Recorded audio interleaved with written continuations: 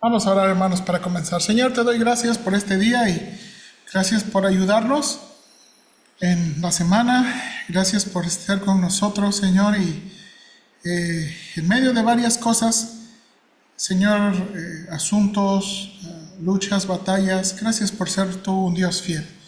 Te pido que tú me ayudes y nos ayudes ahora a examinar brevemente el contenido de Deuteronomio. Yo te ruego que, Padre, lo que veamos de este libro pueda ayudarnos en motivar más nuestro amor y nuestra devoción a ti. Creo que nunca es fácil mantenernos en este camino y en esa devoción, pero es un esfuerzo que vale la pena hacer, Señor. Gracias, Padre, por lo que el libro de Deuteronomio nos enseña, y gracias por la paciencia de mis hermanos al ir en cada uno de los libros del Antiguo Testamento, y ayúdanos, Padre, al llegar aquí a Deuteronomio, en poder entender su mensaje, en poder entender, Señor, su preocupación, y que también sea nuestra preocupación. Te lo suplicamos en el nombre de Cristo. Amén. Ok, hermanos, déjenme comenzar aquí leyendo la introducción que está en su hojita. El título del quinto libro de la Biblia hebrea es, cuando usted vaya a la Biblia hebrea, usted va a ver que es Elev Hadevarim, que significa estas son las palabras. Cuando usted va a la Biblia hebrea, no está Deuteronomio, eso está en la Biblia en español, y el nombre de nuestra Biblia en español tiene su origen en la Septuaginta, que es la palabra Deuteronomio, que significa segunda ley. Deuteronomio significa segunda ley. Este título, hermanos, no refleja realmente el contenido del libro, ya que Moisés no va a dar una segunda ley, sino más bien repetir la ley ya entregada y renovar el pacto con la generación que sobrevivió los 40 años en el desierto.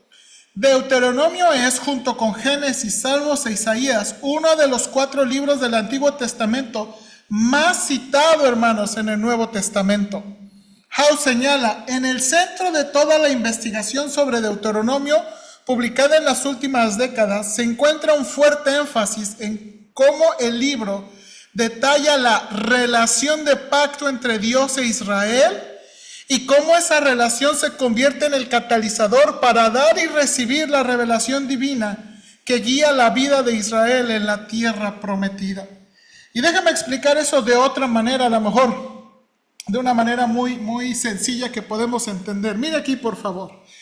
Aquí tenemos, ¿verdad?, la foto. Hermanos, probablemente la relación que mejor ilustra lo que Deuteronomio va a enseñarnos es el matrimonio, ¿verdad? Creemos, hermanos, que el matrimonio bíblico es la celebración de un pacto, ¿ok? Y bueno, como tiene aquí la imagen bonita, ¿verdad?, los anillos nos sirven para simbolizar ese pacto. A mí se me olvidó mi anillo. ¿No está mi esposa aquí? Sí, ahí está eso. Se me olvidó. Pero la Biblia simboliza ese pacto. Y hermanos, de nuevo, uno entra en el matrimonio, ¿verdad? Y en este pacto, no pensando en una lista de obligaciones, ¿o sí? Uno no entra en este pacto pensando las siguientes cosas. Mire, puse algunas a lo mejor son hasta burdas, pero uno no se levanta cada día pensando, tengo que ir a trabajar porque firmé un pacto, ¿verdad? Tengo que lavar los trastes y arreglar la casa porque firmé un pacto, ¿verdad? Tengo que llevar a mi esposa al mandado, la cosa más difícil, por lo menos para mí, porque firmé el pacto. Tampoco pensamos, tengo que arreglarme y verme bonita porque firmé un pacto, ¿verdad? Tengo que bañarme todos los días, caso de los varones, porque firmé un pacto. Tengo que cuidarme de mujeres o hombres extraños porque firmé un pacto. Tengo que regalarle a mi esposa flores porque firmé un pacto. Tengo que cocinarle a mi esposo porque firmé un pacto. Y hermanos, uno de nuevo no está... Bueno, y aquí está mi comercial, ¿no? Uno no está pensando que cuando uno entra en un pacto de matrimonio, uno no está pensando en asuntos de obligaciones. Y esta es la cosa de Deuteronomio, hermanos. a veces nosotros en nuestro pensamiento cristiano y judío y fariseico, uno piensa en la ley y uno piensa en el pacto pensando en la lista de obligaciones. Pero realmente, hermanos, el pacto quiere enfatizar en la relación. El punto del pacto, especialmente bíblico, es la relación. Y en esa relación va a haber responsabilidades, en esa relación va a haber privilegios, pero el punto importante del pacto, hermano, es la relación. Y por eso digo que el matrimonio es la mejor ilustración de lo que Deuteronomio quiere comunicarnos, que lo que Dios, ¿verdad?, a través de Moisés en el libro de Deuteronomio quiere comunicarnos. Dios quiere renovar un pacto con Israel, pero no quiere que pensemos, hermanos, en el pacto como ¿qué? Puras cosas que hacer. Ay, porque no, quiere pensar en la relación, hermanos. Y traje esa foto, hermanos, porque cuando yo me estaba casando con mi esposa, yo no tenía idea de todo lo que se iba a ocupar para el matrimonio. No sé si alguien sí entró así pensando que yo no tenía idea de todo lo que iba a pasar, ni todas las maneras que uno puede amar. Y déjame nada más darle como una anécdota, ¿verdad? Cuando éramos novios, a mí me gustaba mucho regalarle chocolates o a veces notitas y cosas así. Pero ya cuando estás casado, ¿verdad? Y la vida te trata muy bien, y entonces a veces como dices, pues es que ya regalarle chocolate y mucho azúcar ya no le hace tan bien. Entonces es como, y uno entra en ese tipo de cosas porque hay una relación viva, ¿sí o no? Entra en una relación viva con una persona donde de nuevo uno no es muy consciente de todo lo que va a pasar. Y esto es lo que quiere ayudarnos a Deuteronomio a pensar. El pueblo de Israel está entrando en una relación viva con Dios. Y quiere tener una relación viva con Dios más que pensar en ¿qué? Obligaciones, obligaciones, obligaciones, obligaciones, obligaciones, obligaciones. Y muchas veces es así como pensamos del libro de Deuteronomio. Pero no, hermanos, uno no entra a una relación de pacto. El punto importante del pacto es la relación. Por eso, hermanos, el doctor Casillas sugiere que este es el tema del libro de Deuteronomio. Yahweh, el Dios de Israel, merece una devoción y lealtad absoluta. Yahweh, el Dios de Israel, hermanos, merece una devoción y lealtad absoluta. Hermanos, del vocabulario que se utiliza en Deuteronomio, quiero señalar que hay palabras, las palabras en negrita, hermanos, enfatizan mucho la respuesta y las maneras prácticas en cómo Israel, ¿verdad?, entrará y desarrollará esta relación. La palabra oír, hermanos, es 91 veces. Ahora, hermanos, la palabra oír en el hebreo tiene una connotación más que escuchar sonido. La idea de la palabra oír está inclinada en oír para obedecer. La palabra guardar es otra palabra que la Biblia utiliza para obedecer. Hermanos, esto es algo muy común. Cuando usted lee en el Nuevo Testamento, por ejemplo, Pablo dice, solamente que andéis como es digno. Esa palabra está enraizada en la palabra hebrea. La palabra hebrea andar, el verbo es halak y la palabra camino es derek. Cuando los judíos pensaban en andar, hermanos, no pensaban en caminar. Cuando los judíos pensaban en andar, ellos pensaban en la vida, en el comportarse. Por eso algunas Biblias modernas, en lugar de traducir andar, traducen comportarse.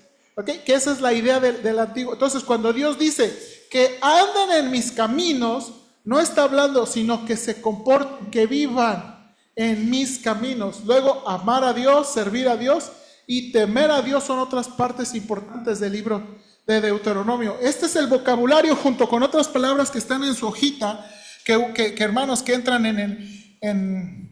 que entran en el contenido. Ahora, hermanos, Deuteronomio, quiero que vea estos versículos conmigo.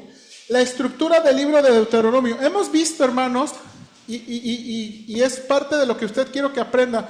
Cuando lleguemos a los libros de la Biblia, quiero que veamos que los libros de la Biblia, por ejemplo, Números, el contenido de Números, hermanos, cubre 38 años, casi 40 años, ¿se acuerda?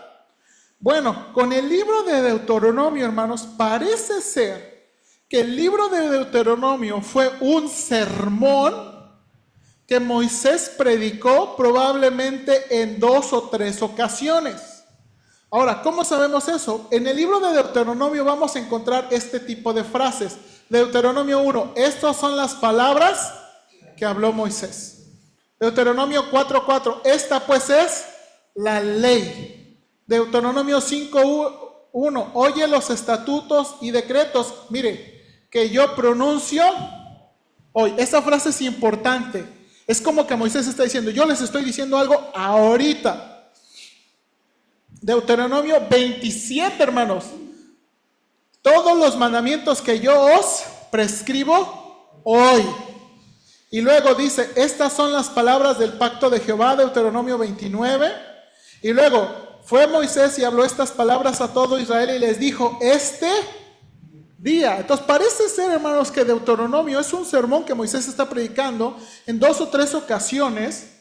Y llegamos a esta parte, casi la última parte. Y escribió Moisés. O sea, no nada más fue un sermón que predicó, también parece ser que es un sermón que está cerrando todo el libro, esta ley, y la dio a los sacerdotes hijos de Leví que llevaban el arca del pacto de Jehová y todos los ancianos de Israel. Y luego dice, hermanos, este es otro pasaje que hemos también visto. Y cuando acabó Moisés de escribir las palabras de esta ley en un libro, ¿ok? Parece ser, hermanos, que Deuteronomio está convirtiéndose en esa última parte del libro de la ley. Ahora, de nuevo, hermanos, la palabra ley para nosotros en nuestro contexto tiene mucho la idea de algo legal. Pero para los judíos la palabra Torah tenía más un sentido de instrucción, no un sentido legal. Sí hay cosas legales, vimos, pero más un sentido de instrucción, algo que los iba a guiar para toda la vida. Y luego dice aquí, dio órdenes Moisés a los levitas que llevaban el arca del pacto diciendo, toma este libro de la ley y ponedlo al lado del arca del pacto de Jehová, vuestro Dios. Entonces Moisés está terminando este libro y de nuevo Deuteronomio está haciendo este libro que termina Génesis, Éxodo, Levítico, Números, y este libro está terminando todo el mensaje que Dios tiene para el pueblo de Israel. Ahora, hermanos, como dije, parece ser que este es un sermón, parece ser también, hermanos, que este libro, quiero señalar, está estructurado como un pacto antiguo, ¿ok? Hermanos, en los pactos antiguos, si usted, por ejemplo, estudia los documentos de Oriente y ve los pactos de, por ejemplo, los hititas y cosas, comenzaban con un prólogo, con el contexto histórico, luego había el corazón del pacto y luego diversas exhortaciones. Más o menos así está organizado el libro de Deuteronomio. Entonces, los estudiosos dicen, el libro de Deuteronomio es como un sermón, pero también, hermanos, está escrito como un pacto, ¿verdad? Como un contrato antiguo, de nuevo, donde el contrato no quiere señalar las obligaciones, sino el asunto de la relación. Lo importante del libro de Deuteronomio es el pacto en una relación. Ahora, hermanos, el corazón de Deuteronomio está aquí está. Los primeros 26 capítulos es el corazón de Deuteronomio, hermano. No sé si aplica, pastor. Les da mención los mandamientos. Ahora les voy a enseñar cómo ejecutarlos. No tanto. No. Moisés en el libro de Deuteronomio no va, hermanos, tanto a enseñarlos. Lo que quiere más es motivarlos, darles la motivación correcta para obedecer. Y hermanos, este libro me encanta mucho y de nuevo, no quiero correr, porque en verdad creo que este libro nos ayuda mucho en cuanto a la motivación por la cual obedecer al Señor. Aunque de nuevo, vivimos en un tiempo completamente diferente. Nosotros no somos Israel, ¿amén? Ok, nada más quiero quedar bien claro, no somos Israel, podemos comer coche, ¿verdad? A lo mejor usted se va a ir a echar unas carnitas ahorita. ¿Okay? Entonces no somos Israel, no estamos adorando en domingo, los israelitas en el Shabbat, ¿okay? Pero creo que hay puntos importantes que el libro de Deuteronomio va a enseñarnos sobre esta motivación, ¿okay? Entonces este es el corazón del libro, está en estas primeras 2 partes. ¿Ok? Ahora, vamos a comenzar, hermanos, ahí Deuteronomio capítulo 1, por favor. Deuteronomio capítulo 1. Dice Moisés, Deuteronomio capítulo 1, versículo 1. Estas son las palabras que habló Moisés a todo Israel a este lado del Jordán, en el desierto, en el Áraba, frente al mar Rojo. Algunos creen que ese es el desierto el que está describiendo Deuteronomio, ¿ok? Algunos creen que ese es el desierto, una vista del desierto que está describiendo Deuteronomio. Ahora, vamos a ver, hermanos, en el versículo 3. Y aconteció, mire cuándo está escribiendo o cuándo aparentemente está escribiendo Moisés este libro. A los 40 años, en el mes 11, el primero del mes. Ok, hermanos, este libro este libro está escribiéndose en el año 40, de que los hijos de Israel han salido. Dice el versículo 5, de este lado del Jordán, en la tierra de Moab, resolvió Moisés declarar esta ley diciendo, y hermanos, vamos a encontrar varias cosas en la ley. Moisés va a recontar las escenas importantes históricas de este libro que de nuevo ahí tienen en su hojita, pero quiero describir esta. Miren cómo describe capítulo 2, ya sea en su Biblia o aquí en la diapositiva, capítulo 2, hermanos, el versículo 14. Miren cómo Moisés, capítulo 2, versículo 14 dice, y los días que anduvimos de Cades Barnea hasta cuando pasamos el arroyo de Ceret fueron 38 años. Note ahí, hasta que se acabó toda la generación de los hombres de guerra de en medio del campamento, como Jehová les había jurado. Hermanos, si usted se acuerda, Dios terminó con toda una generación por incrédula, ¿verdad? Por incrédula. Hermanos, yo me imagino, o más bien no me imagino cómo fue eso, que estaban a 15 días de entrar en la tierra prometida y por causa de su desobediencia Dios los trajo dando vueltas en el desierto por 40 años. Ahora, hermanos, todavía no encuentro, hace mucho tiempo un pastor de Colorado hizo un cálculo. Dice, pensando en que eran 2 millones de personas, pensando, hermanos, en los 40 años, un pastor hizo el cálculo, dice, había funerales diario. Dice, si ustedes hacen el cálculo de cuántas, dice, del primer censo al último censo, y las personas que murieron y las personas que se repoblaron, dice, en Israel se celebraban funerales diario había funerales, diario había muertos. Y la pregunta es, ¿por qué? Bueno, porque Dios había jurado que esa generación no iba a entrar. Ahora, hermanos, Moisés, ¿verdad?, hace un preámbulo de la repetición de la ley. Y hermanos, Deuteronomio 4, hermanos, es la perfecta introducción al libro. Y hermanos, y quiero enseñarles, hice un documento de Deuteronomio capítulo, hermanos, Deuteronomio capítulo 4. Si usted quiere, vamos a decir, si usted pudiera resumir el contenido del libro de Deuteronomio, en Deuteronomio 4 es un perfecto ejemplo. ¿Ve mi documento aquí? ¿Sí se ve mi documento? Ok. Lo voy a leer, hermanos, y lo coloreé nada más para que usted vaya notando los énfasis y lo acomodé de tal manera que usted vea cómo Moisés. Lo vamos a leer, no quiero tardar tanto, pero quiero que note las palabras que ¿sí se ven los colores? Sí. Ok, bien, parece que sí. Ok.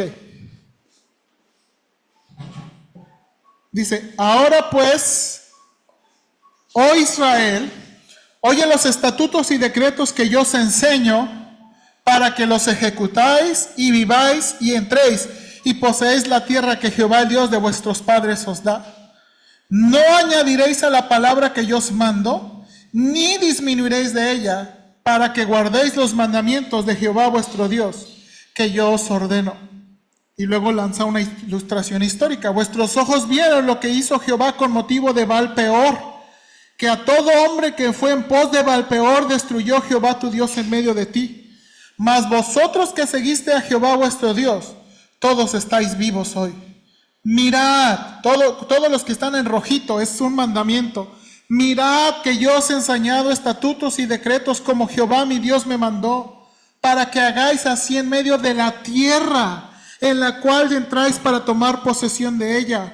Guardadlos pues y ponedlos por obra, porque esta es vuestra sabiduría y vuestra inteligencia ante los ojos de los pueblos, los cuales oirán todos estos estatutos y dirán. Hermanos, la sabiduría, la palabra sabiduría y la palabra inteligencia en el hebreo no tienen que ver con información. Hermanos, realmente la sabiduría y la inteligencia en el contexto amplio están tratando de promover una cosmovisión. Hermanos, yo no sé si usted ha tenido contacto con los judíos, pero los judíos para mucha gente es gente muy rara y muy extraña. La manera en cómo ven la vida, la manera en cómo ven los negocios, la manera, ¿verdad?, sus costumbres. Y hay extremos también de los judíos, ¿verdad? Hay un extremo muy para acá y hay un extremo muy por acá y el extremo conservador es hasta peligroso. Entonces, ahora, ¿por qué los judíos actúan como actúan, viven como viven? Porque ellos tienen una cosmovisión. Para ellos su realidad y su vida se vive a través, de nuevo, de la ley.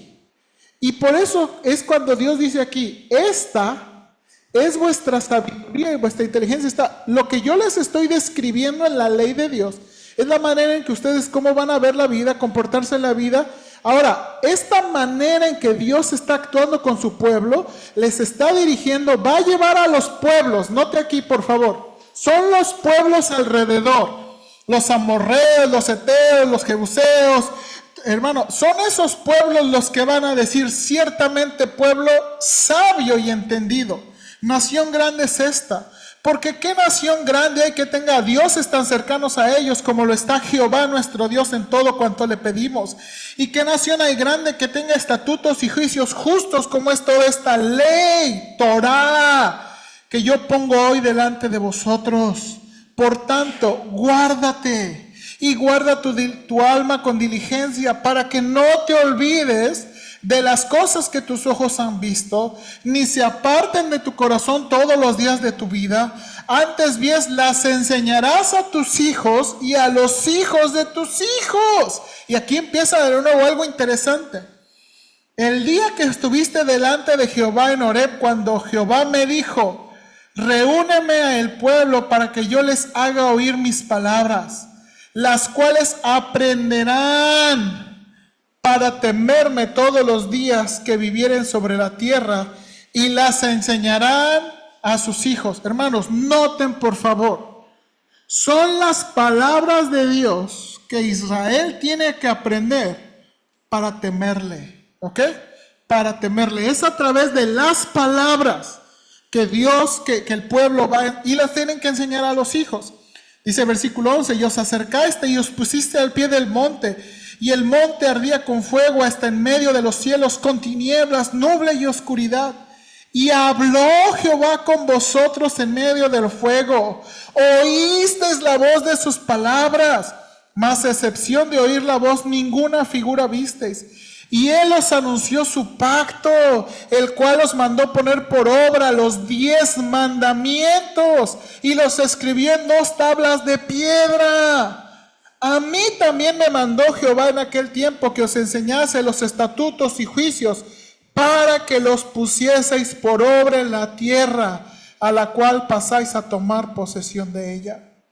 Guardad pues mucho vuestras almas, pues ninguna figura visteis el día que Jehová habló con vosotros en medio del fuego, para que no os corrompáis y hagáis para vosotros escultura, imagen de figura alguna, efigie de varón o hembra, figura de animal alguno que está en la tierra, figura de ave alguna alada que vuele por el aire, figura de ningún animal que se arrastre sobre la tierra, figura de pez alguno que hay en el agua debajo de la tierra. No sea que se alcen tus ojos al cielo, y viendo el sol y la luna y las estrellas y todo el ejército del cielo, seas impulsado y te inclines a ellos y les sirvas, porque Jehová tu Dios los ha concedido a todos los pueblos debajo de todos los cielos. Pero a vosotros Jehová os tomó y os ha sacado del horno de hierro de Egipto, para que seáis pueblo de su heredad como en este día. Y Jehová se enojó contra mí por causa de vosotros, y juró que yo no pasaría el Jordán, ni entraría en la buena tierra que Jehová tu Dios te da por heredad. Así que voy a morir en esta tierra, y no pasaré el Jordán, mas vosotros pasaréis y poseeréis aquella buena tierra. Guardaos, no os olvidéis del pacto, de nuevo hermanos, pacto que Jehová vuestro Dios, que Él establecido con vosotros. Y no os hagáis escultura o imagen de ninguna cosa que Jehová tu Dios te ha prohibido, porque Jehová tu Dios es fuego consumidor, Dios celoso. Ahora hermanos, note aquí, esta es una advertencia futura. Cuando hayáis engendrado hijos y nietos, y hayáis envejecido en la tierra, si os corrompiereis e hiciereis escultura o imagen de cualquier cosa, e hiciereis lo malo ante los ojos de Jehová nuestro Dios para enojarlo, yo pongo por testigo al cielo y a la tierra que pronto pereceréis totalmente de la tierra hacia la cual pasáis el Jordán para tomar posesión de ella. No estaréis en ella largos días sin que seáis destruidos. Y Jehová os esparcirá entre los pueblos, y quedaréis poco en números entre las naciones a las cuales os llevará Jehová. Y serviréis allí a dioses hechos de manos de hombres, de madera y piedra, que no ven, ni oyen, ni comen, ni huelen.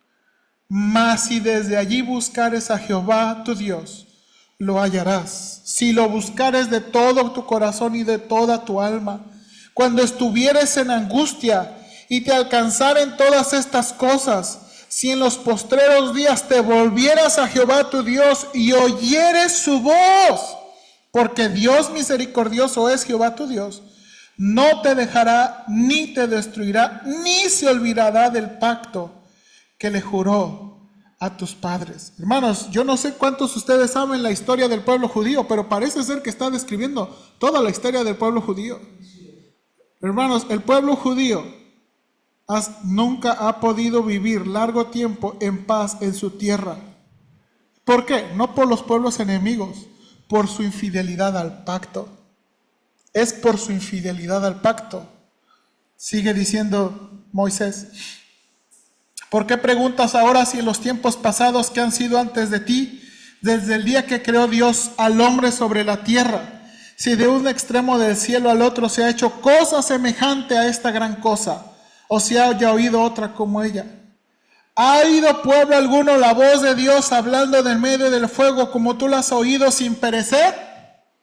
Hermanos, ¿qué otra nación ha hecho eso? No americanos, no mexicanos, no ingleses.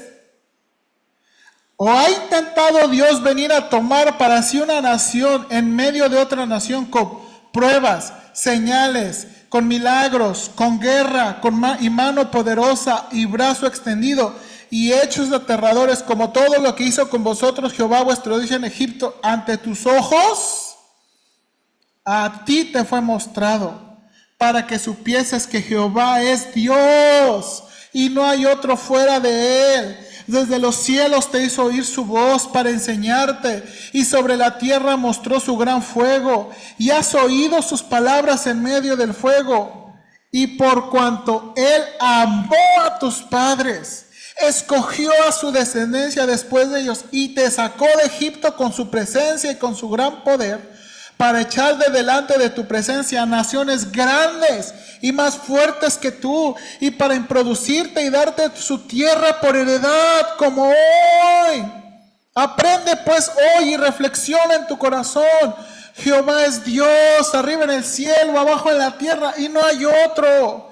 Y guarda sus estatutos y sus mandamientos, los cuales yo te mando hoy, para que te vaya bien a ti y a tus hijos después de ti, y prolongues tus días sobre la tierra que Jehová tu Dios te da para siempre. Hasta ahí voy a leer. No sé si puedo notar, pero puse en azul todas las veces que menciona Jehová tu Dios, Jehová nuestro Dios, Jehová mi Dios. Hermanos, esa frase es enfática en todo el libro de Deuteronomio. No es el Dios aquel, es mío, es tuyo, es nuestro. Hermanos, todo lo verde es enfático, la tierra, todo lo rojito, instrucciones. Lo morado, hermanos, tiene que ver con las obras de Dios, especialmente Dios hablándole, Dios rescatándole. Hermanos, este capítulo muestra, hermanos, un resumen de todo lo que Deuteronomio va a tratar. Ahora déjenme regresar a la diapositiva.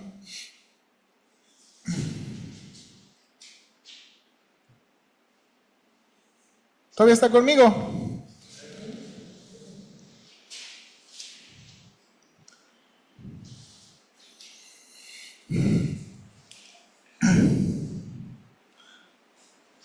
Hermanos, el recordatorio continuo del pueblo de Israel es que Yahweh, su Dios, los rescató de la esclavitud de Egipto.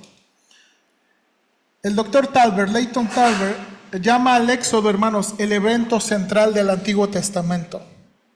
Hermanos, no hay evento más grande que el del Antiguo Testamento. 70 veces, hermanos, se menciona en el Antiguo Testamento, 70 veces este evento en diferentes libros. Ahora, hermanos, ¿qué hizo Dios? ¿Qué hizo Dios en este evento? Yahweh salva, los libera de la servidumbre y esclavitud de Egipto. De la servidumbre y esclavitud de Egipto. Hermanos, ¿a quién salvó? Yahweh salvó a Israel de la servidumbre y esclavitud de Egipto. Hermanos, algo muy enfático es, Dios salvó a Israel porque Dios había hecho un pacto con Abraham. Hermanos, Israel ya era el pueblo de Dios. No se convirtió en el pueblo de Dios. Israel ya era el del pueblo de Dios. Y la razón por que Dios los está liberando es porque Dios hizo una promesa a Abraham. Y Él los está salvando y rescatando. ¿Para qué los salvó, hermanos? Yahvé salvó a Israel de la servidumbre y esclavitud de Egipto para ser un pueblo santo. Hermanos, un pueblo santo. Ahora, hermanos, por favor, estoy tratando de, ¿se acuerdan?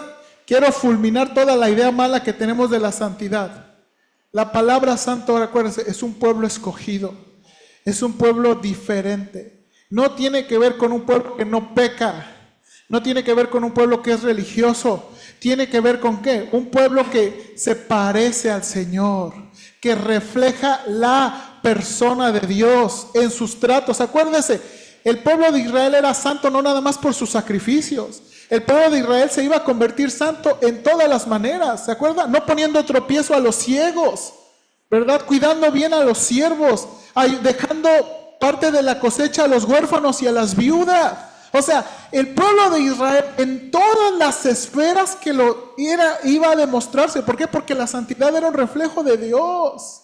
La santidad, eso era hacerle un pueblo santo. Un pueblo santo.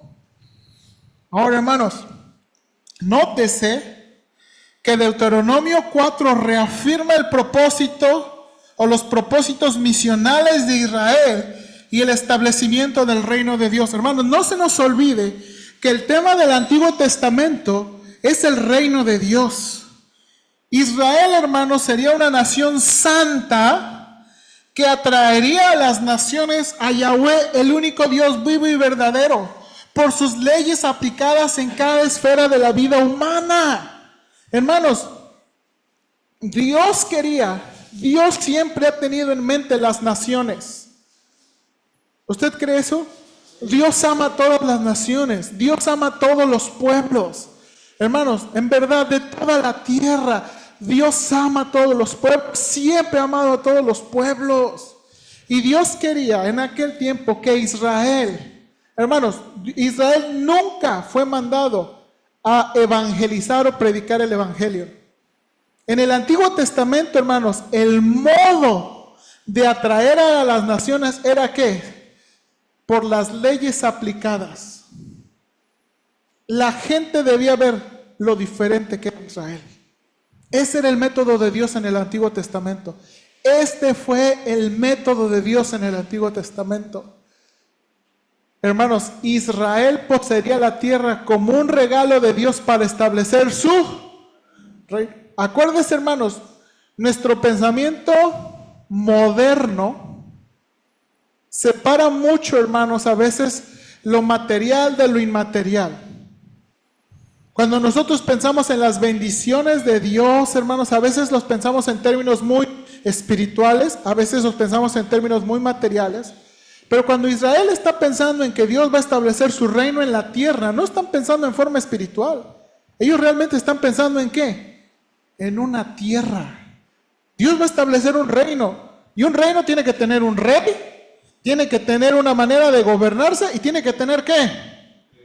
Una tierra. Tiene que tener una tierra. Sin embargo, si Israel no se mantenía en el pacto, Dios los expulsaría de su tierra. Hermanos, de nuevo. Ahora, hermanos, eso es lo que ha pasado. Todas las veces que Israel ha sido sacado de su tierra, es por su infidelidad al pacto. Pero Dios prometió una restauración cuando Israel se arrepienta y se vuelva al Señor. Hermanos, Dios prometió una restauración. Por eso le digo, Deuteronomio 4 es la perfecta introducción. Moisés en Deuteronomio 4 nos está diciendo varias veces los requisitos. No sé si notó que varias veces puse en mayúscula la palabra para. ¿Y qué? ¿Por qué? Porque Dios tiene buenos propósitos para Israel. Dios tenía grandes propósitos para Israel. Hermanos, y los propósitos de Israel eran más que Israel. Eran para la humanidad.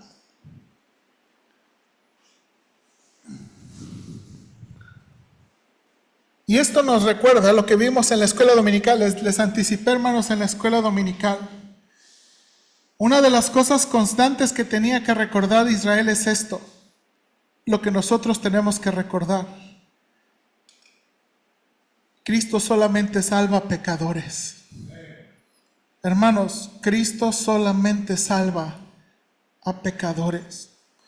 Una de las motivaciones constantes de Israel es recordarles, Dios te amó, Dios te salvó, y Dios te rescató.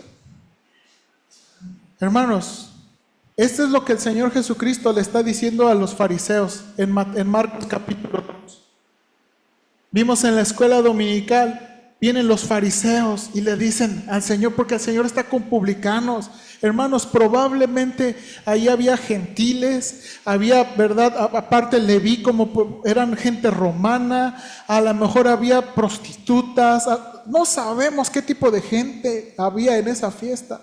Y vienen los fariseos, ¡ay, ese es su maestro! ¿Y ese es su maestro? Y entonces el Señor les dice, los sanos no tienen necesidad de médicos, los enfermos. Hermanos, y la cosa más difícil en nuestros días es que la gente reconozca que necesita un Salvador.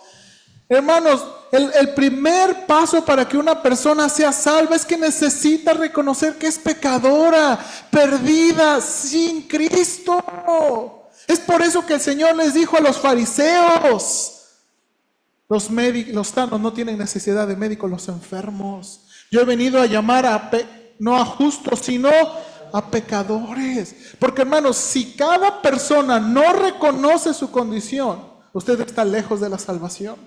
Si las personas no reconocen que necesitan a Cristo y la obra de Cristo en la cruz del Calvario para ser perdonadas de sus pecados completamente, estamos lejos.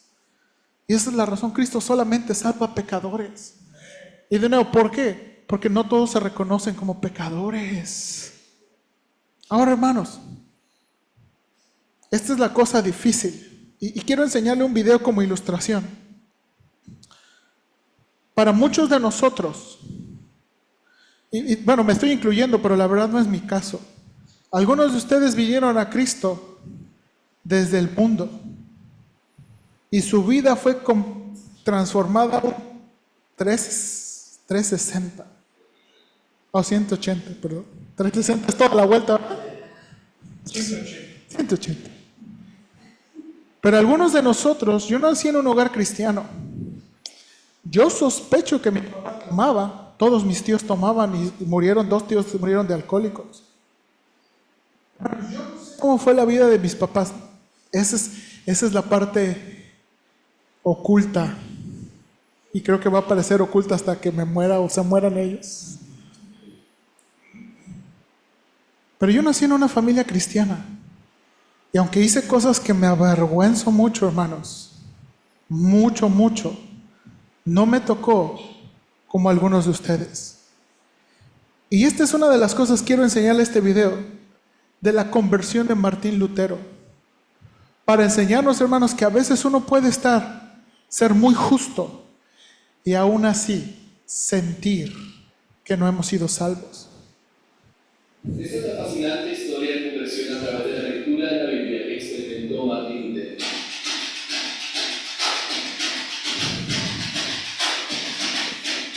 Martín Lutero dio sus primeros pasos en el ministerio como un fiel monje apóstol. Posteriormente diría sobre este tiempo: fui un buen monje y cumplí las reglas de mi orden tan estrictamente que podría decir que si alguna vez un monje llegaba al cielo por su vida monástica, ese era yo. Todos mis hermanos en el monasterio que me conocieron bien lo respaldarían. Si hubiera seguido por más tiempo, me hubiera matado con vigilias, ayunos, lecturas y otras obras. La orden agustina era muy conocida por su disciplina. Los monjes descansaban y estudiaban en pequeñas habitaciones sin calefacción. Hacían votos de castidad, de obediencia y de pobreza. Todos debían participar en la misa diaria que empezaba a la 1 de la mañana, sesión que se realizaba 7 veces al día. Pero Lutero luchaba con crecientes sentimientos de duda y culpabilidad. Así que buscó en su religión y a sus líderes para que le ayudaran con su culpa. Entonces se volvió a los sacramentos de la iglesia, específicamente a la confesión. Pero la confesión se convirtió en un suplicio para Lutero y para sus confesores. El joven monje se confesaba frecuentemente, a veces al diario, y en ocasiones se tardaba hasta 6 horas en una sesión de confesión. Si la confesión no estaba resolviendo la culpa de Lutero, tampoco lo estaba logrando los ayunos. Posteriormente dijo sobre esto: ayuné casi hasta morir, porque una y otra vez estuve sin tomar una sola gota de agua o un bocado de alimento. Pero el contacto de Martín Lutero con las Sagradas Escrituras empezó a darle una salida de su angustia. Lutero formuló las preguntas correctas: ¿cómo puedo salvarme siendo Dios justo y yo injusto? Y recibió las respuestas correctas. Leyendo el inicio de la carta de los Romanos, el apóstol Pablo afirma que en el Evangelio la justicia de Dios se revela por fe y para fe, como está escrito: mas el justo por la fe vivirá. Antes, Lutero entendía que la justicia de Dios mencionada en este versículo se refería a su justicia activa y vengadora que castiga a pecadores, y por eso odiaba la justicia de Dios. Pero mientras meditaba en este pasaje, en lo que posteriormente Lutero llamaría la experiencia de la torre, luchando con el significado del texto, escribió: yo no amaba, sí, odiaba al Dios justo que castiga a pecadores y en secreto, de forma blasfema, murmuraba continuamente contra él. Estaba enojado con Dios y dije, como si no fuera suficiente que pecadores miserables, eternamente perdidos por su pecado original, sean aplastados por todo tipo de calamidades debido a la ley del decálogo, sin que Dios esté añadiendo dolor tras dolor por el Evangelio, y a través de ese mismo Evangelio amenazándolos con su justicia e ira. Tal era mi furia y violencia por mi conciencia atribulada. De pronto, como si un rayo de luz divino hubiera alcanzado su oscuro corazón, Lutero comprendió el verdadero significado del texto: la justicia de Dios es recibida como un regalo únicamente por medio de la fe en Jesucristo. Luego dijo al respecto: Al fin, por la misericordia de Dios, meditando día y noche, presté atención al contexto de las palabras. En el Evangelio se revela la justicia que proviene de Dios, la cual es por fe de principio a fin, tal como está escrito: el justo vivirá por la fe. Allí comencé a comprender que la justicia de Dios es aquello por lo cual el justo vive gracias al don de Dios, es decir, la fe. Y este es el significado. La justicia de Dios es revelada por el Evangelio, es decir, la justicia pasiva con la cual el Dios misericordioso nos justifica por fe, como está escrito: el justo vivirá por la fe. Entonces sentí que había nacido de nuevo por completo y que había entrado al paraíso a través de puertas que estaban abiertas. Lutero entendió que la justicia de Dios tenía dos dimensiones. Por un lado, se trataba de una cara que exige que los hombres fueran justos y que anunciaban juicio, pero por otro lado, poseía también un rostro salvífico que actuaba en los seres humanos mediante la fe en Cristo. El descubrimiento de esa doctrina provocó en Lutero un cambio definitivo. Así fue que Lutero entendió que el hombre pecador no es algo por sus buenas obras. Más bien, la justicia de Cristo es imputada a los pecadores solo sobre la base de la fe. Lutero llamó a esto una justicia ajena, es decir, no del hombre. Dicha justicia viene de afuera de él y es dada libremente por Dios. Gracias a su entendimiento de esta verdad, la justificación que solamente por la fe, sola fide, se convirtió en la esencia de la reforma, es decir, la materia misma del hombre. Según el propio Lutero, semejante experiencia lo liberó de la ansiedad del temor del pecado y lo llenó de paz y sosiego. Lutero predicó esta verdad en un sermón histórico llamado Las dos clases de justicia. En esta valiente exposición afirmó: A través de la fe en Cristo, por lo tanto, su justicia llega a ser nuestra justicia y todo lo que Él tiene llega a ser nuestro. Más bien, Él mismo llega a ser nuestro. Tal fe es llamada la justicia de Dios. Esta justicia que recibimos es la que sustituye la justicia original que perdimos en Adán. En este sermón, Lutero proclamó aquello que por 1000 años prácticamente había quedado en el olvido: el Evangelio de la gracia. ¿Y tú? ¿Ya tuviste una conversión basada en las Escrituras? Ahora quiero enseñarles, ¿por qué les puse este video de Lutero, hermanos? Un monje agustino que ayunaba más que nosotros, que había encontrado, que hacía más cosas que nosotros, no encontraba perdón y paz. Bueno, yo pienso en mi vida, yo no era así de religioso. Y él, siendo así de religioso, no encontraba paz. ¿Y por qué, hermanos? Hermanos, el evento, así como el Éxodo es el evento central del Antiguo Testamento, la crucifixión es el evento central del Nuevo Testamento. Y así lo resume Lucas: sepa pues ciertísimamente toda la casa de Israel que a este Jesús, a quien vosotros crucificasteis, Dios le ha hecho Señor y Cristo. Al oír esto se compungieron de corazón y dijeron y a Pedro, a los apóstoles: varones hermanos, ¿qué haremos? Pedro les dijo: arrepentíos y bautícese cada uno en el nombre de Jesucristo para perdón de los pecados, y recibiréis el don del Espíritu Santo, porque para vosotros es la promesa, para vuestros hijos y para todos los que están lejos, para cuantos el Señor nuestro Dios llamare. Hermanos, así como el Éxodo fue ese evento central, la crucifixión es ese evento central. Y hermanos, una de las cosas que nos va a llevar a vivir para Dios constantemente es recordar su gracia y la salvación. Eso es el constante recordatorio del libro de Deuteronomio, que hemos entrado a una relación con Dios no por nuestras obras, no por nuestra búsqueda, no porque Dios vio algo en nosotros, sino porque Él nos rescató. Porque Él nos rescató, desobedientes, rebeldes, ingratos, pecadores. Hermanos, es lo que tenemos que recordar constantemente. Y esa es la motivación que Deuteronomio está tratando de decirles. Dios los ha salvado, Dios los ha rescatado por gracia. No olviden eso. Déjame leerle un pasaje más para terminar. Dice Pedro: mas vosotros sois linaje escogido, real sacerdocio, nación santa, pueblo adquirido por Dios. Hermanos, Pedro está usando el lenguaje de Israel y adivinen, lo está aplicando a la iglesia.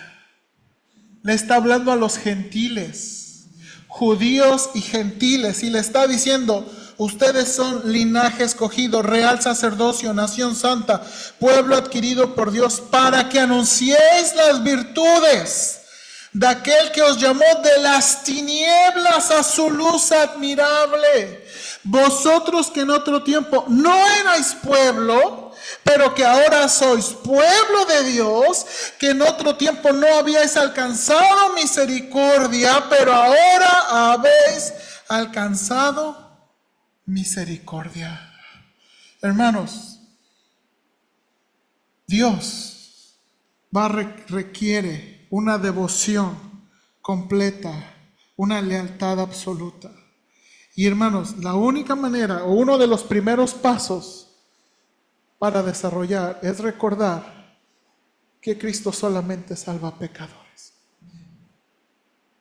Hermanos, usted y yo tenemos que vivir y encontrar la paz que solamente Cristo nos puede dar por haber sido perdonados. Yo no sé si hay alguien aquí que sigue luchando, tratando de obtener su salvación y el perdón. Yo no sé si alguien a lo mejor ya ha sido perdonado, pero vive en constante derrota pensando que, Señor, es que mi lectura de la Biblia, mi oración, es que así es como me va a ir bien en la vida, ¿verdad? Si tú ves que leo la Biblia diario, si tú ves que oro, me vas a bendecir. Y de nuevo, queremos ser salvos por fe y vivir por obras. No, hermanos, somos aceptados en Jesús. Cada día, hermanos, somos aceptados y perdonados en Jesús. Dios quiere que seamos obedientes, sí. Dios quiere que seamos leales, sí. Pero no, hermanos, como una obligación, sino como devoción. Estar agradecidos porque Él nos ha salvado. Hermanos, y esa motivación lo cambia todo. Eso es lo que está tratando de Moisés, de escribirle al pueblo de Israel. Por favor, no sirvan a Dios porque tienen que. No obedezcan a Dios porque tienen que. Porque Él los ha rescatado, los ha salvado, los ha hecho su pueblo. Cambien esa motivación. Y eso es lo que necesitamos nosotros, hermanos. Cambiar nuestra motivación. Porque solamente Cristo puede salvar. Y solamente, hermanos, no venga a expiar sus pecados los domingos. No lea 20 capítulos de la Biblia para expiar sus pecados. Esos están resueltos en la cruz del Calvario. Vivamos a Dios y tengamos esa paz de Dios por la obra de Jesucristo. Vamos a orar. Señor, ayúdanos.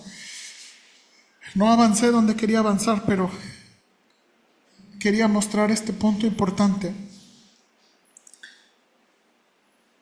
que Moisés está haciendo también en el libro de Deuteronomio. El pueblo fue rescatado, el pueblo fue traído a la comunión con Dios. ¿Qué es lo que tú quieres que tengamos cada día? Señor, la salvación no es haber aceptado una religión. La salvación no es haber recitado unas palabras mágicas. La salvación es habernos arrepentido, primero, reconocer que somos pecadores, habernos arrepentido de nuestros pecados y encontrar en Jesús un gran Salvador. Señor, la vida cristiana consiste en que fuimos llamados a una relación. Este era el punto importante de Deuteronomio. El pacto era recordarles que fueron llamados a una relación y entraron con Dios en una relación. Eso es lo que significa la salvación para nosotros hoy en día. No fuimos llamados solamente a aceptar un mensaje, fuimos llamados a conocer a una persona que se llama Jesús. Señor, para mí eso a veces es difícil y yo creo que para muchos de nosotros explicarle a las personas cómo funciona esa relación cuando ellos no conocen al Salvador. Pero nosotros que conocemos al Salvador sabemos en verdad que interactuamos con Dios, que tenemos un Dios que nos habla en la palabra, que trata con nosotros, que interactúa en nuestras circunstancias, que contesta nuestras peticiones, que nos jala las orejas, que nos ama y bendice. Y muchas veces en lugar de darnos un cinturonazo, nos da una bendición para mostrarnos cuán bueno es. Señor, ayúdanos a pensar en que fuimos llamados a una relación.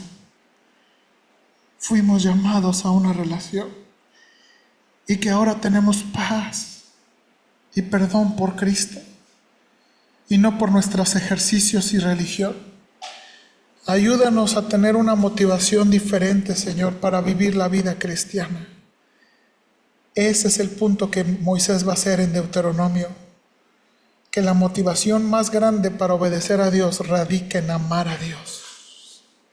Ayúdanos, por favor. Te lo suplicamos en Cristo Jesús. Amén.